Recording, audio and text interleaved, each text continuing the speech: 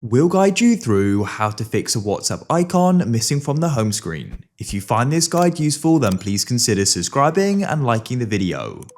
This can be super annoying if you want to go and easily access it, so let's go and get started.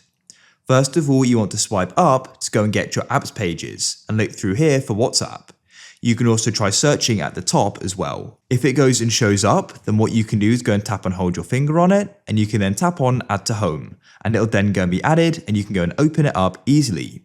However, if that doesn't work, then it may have been hidden. To check this, tap and hold on a blank space on your home screen, and go and tap Settings at the bottom.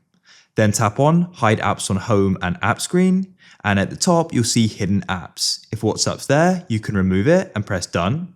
And then what you can do is you can go and find it in your apps, and you can tap and hold your finger on it, and you can then add it to home. If you found this useful and you want to see more, then please consider subscribing and liking the video.